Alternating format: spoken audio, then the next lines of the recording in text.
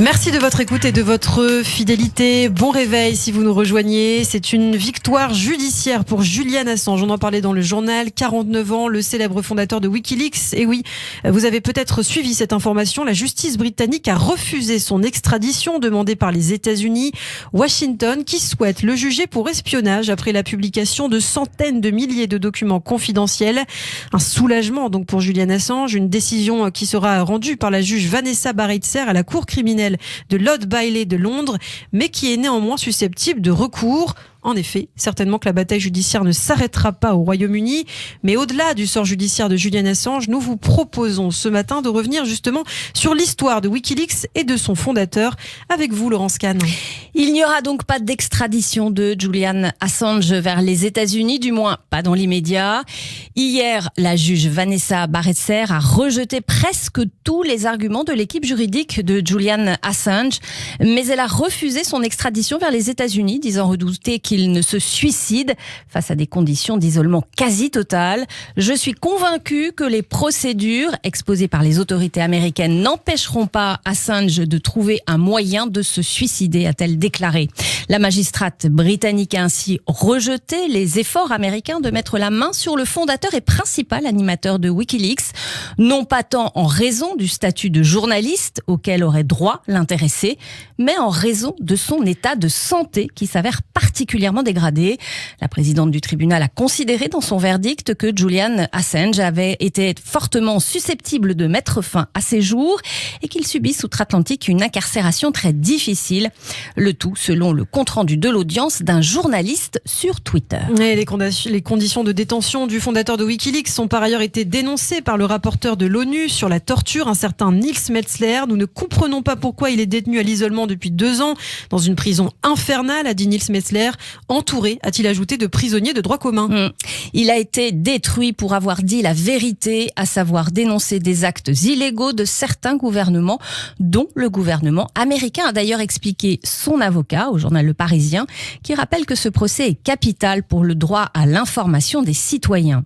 Dans une lettre ouverte à Donald Trump le 22 décembre dernier, ce défenseur de Julian Assange a demandé au président américain sortant de gracier le fondateur de Wikileaks, qui n'est selon lui pas un ennemi du peuple américain. De son côté, l'avocate Stella Morris, avec qui Julian Assange a eu 2 enfants, a souligné dans une interview au journal allemand Der Spiegel, paru dimanche dernier, qu'à la prison londonienne de haute sécurité de Belmarsh, où il est détenu, il n'a vu aucun de ses avocats depuis mars.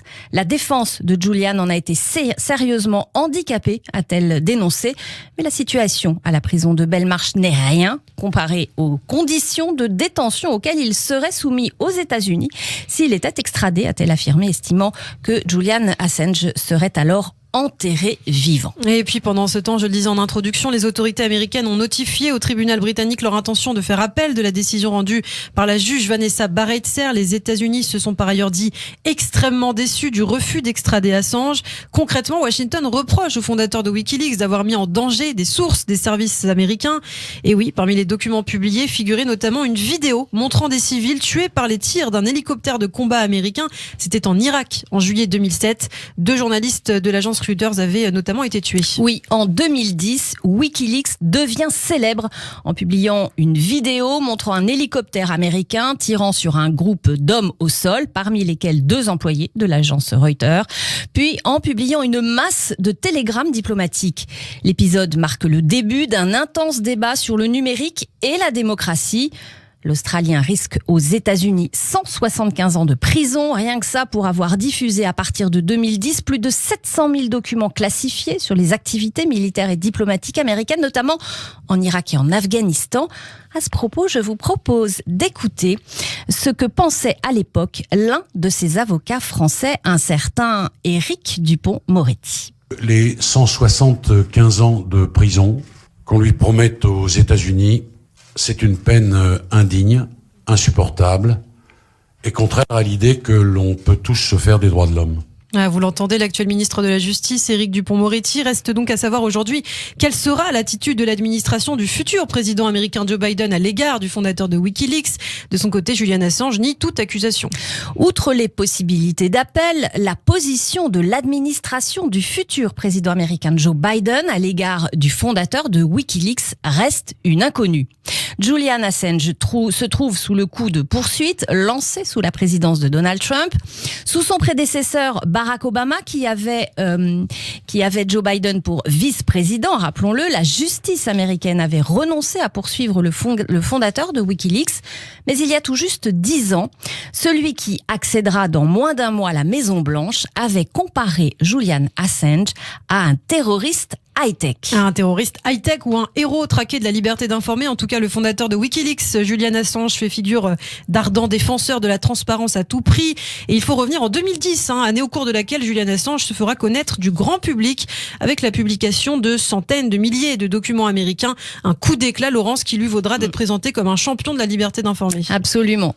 Mais en même temps que sa notoriété grandit, les critiques s'accumulent. Son image s'est troublée au fil des années, particulièrement avec la diffusion sur sa plateforme en 2016, à un moment clé de la campagne présidentielle américaine, de milliers de courriels piratés provenant du Parti démocrate et de l'équipe d'Hillary Clinton qui ont contribué à discréditer la candidate. Ces révélations suscitent alors des éloges appuyés du candidat Donald Trump. « J'adore Wikileaks », affirme-t-il au cours d'un meeting.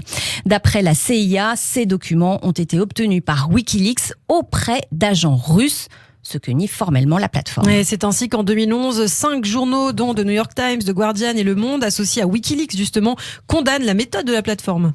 Oui, les journaux rendent leur public des télégrammes du département d'État américain non expurgés. Ils estiment que les documents sont susceptibles de mettre certaines sources en danger. La critique sera également formulée par le lanceur d'alerte Edward Snowden, chargé de rédiger l'autobiographie de Julian Assange. Andrew O'Hagan finit par jeter l'éponge avec ce verdict définitif. L'homme qui se targue de dévoiler les secrets de ce monde ne supporte pas les siens. Et en tout cas, l'issue judiciaire survenue hier a donné lieu à plusieurs réactions positives, à l'image du lanceur d'alerte, vous l'avez dit, Edward Snowden par exemple, qui a remercié tous ceux, je cite, qui ont fait campagne contre l'une des menaces les plus dangereuses pour la liberté de la presse depuis des décennies, ou encore le Mexique qui a lui carrément proposé l'asile politique à Julian Assange, mais la victoire réelle obtenue par ce dernier est toutefois un trompe-l'œil. Ce ne sont pas en effet les qualités journalistiques du fondateur de Wikileaks qui ont pesé, mais bien sa situation personnelle. Merci beaucoup Laurence Kahn pour toutes ces précisions sur Wikileaks et on suivra évidemment le dossier. Tout de suite, c'est le rappel des titres.